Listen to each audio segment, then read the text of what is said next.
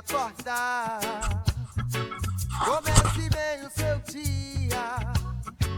Deve a tristeza tirar. Olá, tudo bem com você? Que bom estarmos juntos para darmos sequência ao nosso estudo de O Livro dos Espíritos. Eu sou o professor Wagner Klein, sou professor de Física, terapeuta holístico e você está no canal Sob Nova Visão.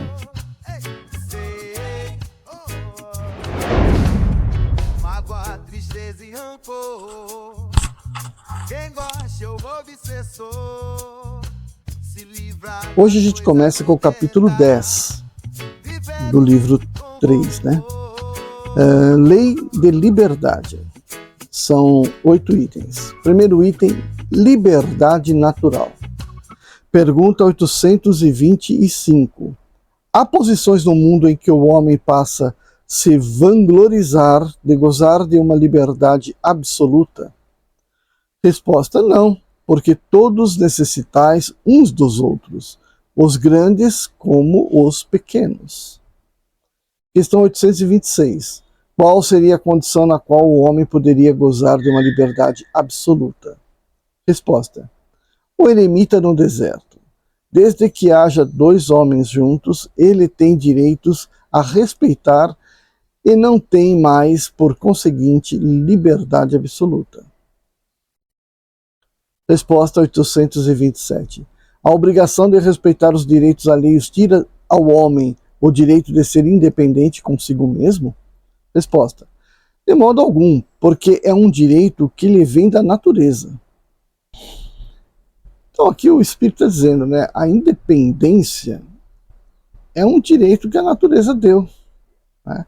Só que o homem necessita da vida social, né? Se completa através dos seus semelhantes. Então, ele tem a obrigação de estar ali respeitando, né, aqueles com quem ele convive. Questão 828. Como conciliar as opiniões liberais de certos homens como o despotismo, que frequentemente eles próprios exercem no seu interior e sobre os seus subordinados?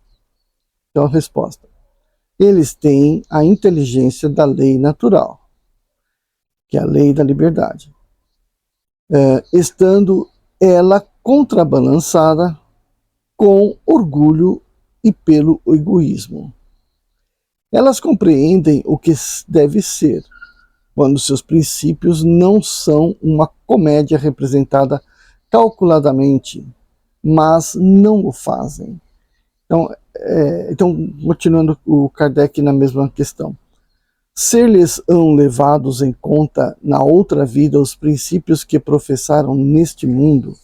E a resposta: quanto mais inteligência tenha o homem para compreender um princípio, menos é excusável de não aplicá-lo a si mesmo.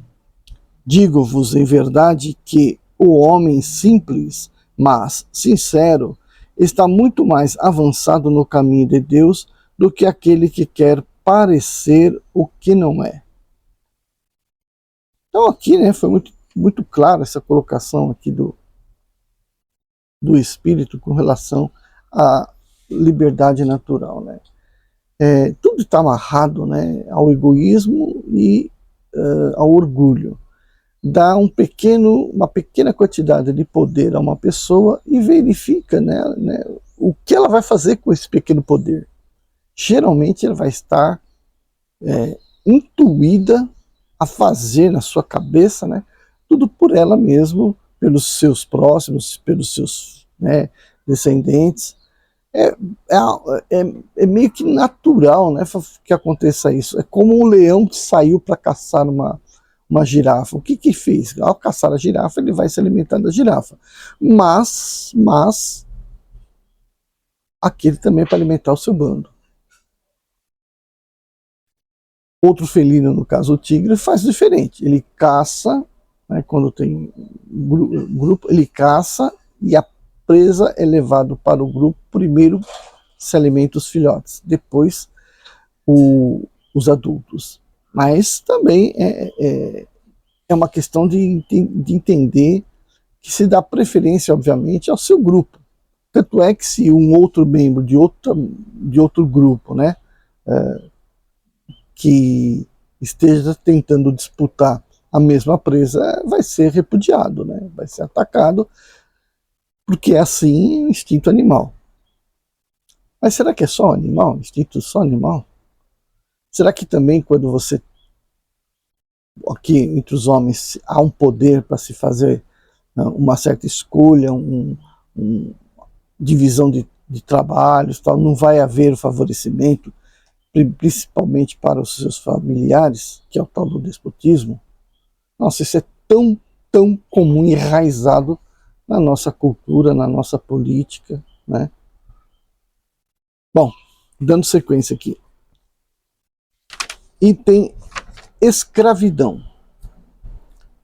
Questão 829. Há homens que sejam, por natureza, destinados a ser propriedade de outros homens? Resposta. Toda sujeição absoluta de um homem a outro é contrária à lei de Deus. A escravidão é um abuso da força e desaparecerá com o progresso, como desaparecerão pouco a pouco todos os abusos. Kardec completa. A lei humana que consagra a escravidão é uma lei antinatural, visto que assemelha o homem ao animal e o degrada moral e fisicamente. Questão 830. Quando a escravidão está nos costumes de um povo, os que dela se aproveitam são repreensíveis, visto que não fazem sendo se conformar a um uso que lhes parece natural? Resposta. O mal é sempre o mal, e todos os vossos sofismas não farão com que uma ação má se torne boa, mas a responsabilidade do mal é relativa aos meios que se tem de compreendê-lo. Aquele que tira proveito da lei da escravidão é sempre culpado de uma violação da lei natural. Mas nisso, como em todas as coisas, a culpabilidade é relativa. A escravidão, tendo passado nos costumes de certos povos, o homem pôde aproveitá-la de boa fé, e como de uma coisa que lhe pareceria natural, mas desde que sua razão mais desenvolvida e, sobretudo, esclarecida pelas luzes do cristianismo, mostrou-lhe o escravo como um seu igual diante de Deus. Ele não tem mais desculpa. Questão 831. A desigualdade natural das aptidões não coloca certas raças humanas sob a dependência de raças mais inteligentes? Resposta: sim, para erguê-las e não para embrutecer ainda mais pela escravidão. Os homens, durante muito tempo, têm olhado certas raças humanas como animais de trabalho, munidos de braços e mãos, que se julgam no direito de os vender como bestas de carga.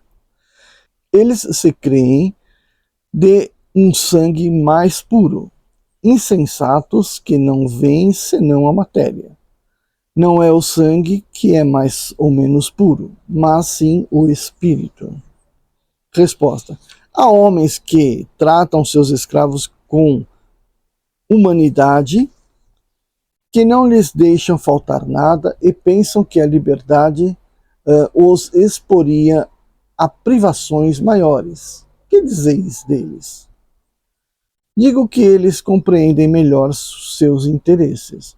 Eles têm também grande cuidado com os seus bois e seus cavalos, a fim de tirar deles maior proveito no mercado. Não são tão culpados como aqueles que os maltratam, mas dispõem deles como de uma mercadoria, privando-os do direito de serem independentes. Bom, vamos fazer uma pequena reflexão aqui, né? A escravidão. Então é claro que é uma questão de atraso espiritual. Quando que aparece a escravidão? Quando isso é possível para um povo, para um grupo de pessoas, dominar um outro povo, outras pessoas. Bom, então a gente tem a escravidão que sempre existiu, né?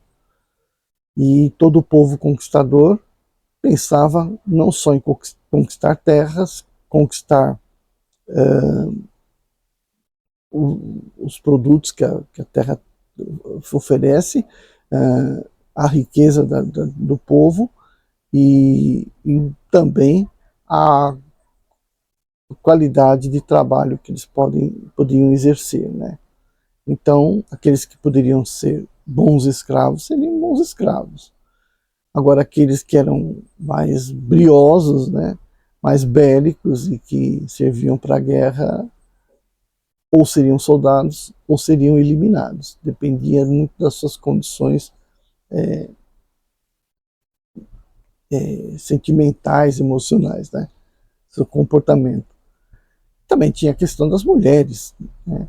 Então, quando um povo, né, exacerbado pelo machismo, né, tomava um outro povo, já procurava naquele povo tudo que poderia ser aproveitado para seus próprios interesses. E acho que desse comportamento, né, animal vai se desenvolvendo as questões que levam ao instinto da escravidão. Ou seja, olhar no outro, né, tudo o que ele pode fazer para você, subtraindo de você o seu trabalho físico, dando a você maior liberdade para pensar. Isso nunca sumiu do homem, né? Se a moral fez com que um homem pudesse interpretar que o outro é igual a ele, portanto não pode ser escravizado, por outro lado, o homem criou instrumentos, máquinas que fizessem isso para ele. Então existe um processo racional dentro de se encontrar algo ou alguém que substitua suas necessidades, seu trabalho físico para dar-lhe maior autonomia, né, intelectual. E isso tem sido também a razão na minha opinião, né, do crescimento de uma nação por conta do profissionalismo, né? Então você tem um profissional. O profissional é bom naquilo, faz bem aquele negócio, sabe desenvolver tal coisa. E o empresário, que é o patrão, é o que detém o dinheiro, acha interessante contratar para que aquele sujeito trabalhe para ele. Então muda-se a questão, né, de respeito, né, à liberdade do outro, mas por outro lado só mascara-se, né, o trato que se dá àquele indivíduo, porque ele passa a ser também um escravo moderno. Por que ele passa a ser um escravo moderno? Porque geralmente, se o escravo ganhava apenas condição de se alimentar, de se abrigar, totalmente perdida a liberdade, no trabalhador, muitas vezes, acontece a mesma coisa. Ele ganha o seu sustento para se alimentar, para manter a sua moradia, e não lhe satisfaz, né, as questões que poderiam dar-lhe liberdade plena, né? Mas tem que viver em sociedade. Sim, tem que viver em sociedade, mas uma sociedade equitativa, né? Não essa sociedade que você tem castas dominantes por conta de seu poder aquisitivo e outra que não tem esse poder aquisitivo, né? As castas que são desfavorecidas. E países, por exemplo, o nosso, né, é imperioso para as castas dominantes que se mantenha as diferenças de poder aquisitivo, a fim de que sempre haja a necessidade da mão de obra se manter a mão de obra, né, de forma meio barata, e que continue aí o homem num escravagismo moderno, né, sustentando os seus senhores. É claro que uma coisa não é diferente do ponto de vista moral da outra. Então, piora no momento agora, porque as pessoas que abusam, né, desse tipo de pensamento já passaram por momentos de escravidão sem que a moral, né, sem que o conhecimento moral estivesse desenvolvido. Então agora ficou pior, porque agora se conhece o direito à liberdade, né, tem-se o moral desenvolvido. Então a prática abusiva, né, da subtração direto do trabalho de uma pessoa, mesmo que os moldes sociais estão diferentes, ainda é uma opressão ao direito de liberdade. A gente tem que pensar nisso, né? A gente fica estudando aqui as palavras para não falar uma coisa assim agressiva, mas espero ter sido claro no meu pensamento. Vejo você no próximo vídeo. Tchau, tchau. E por somente alegria.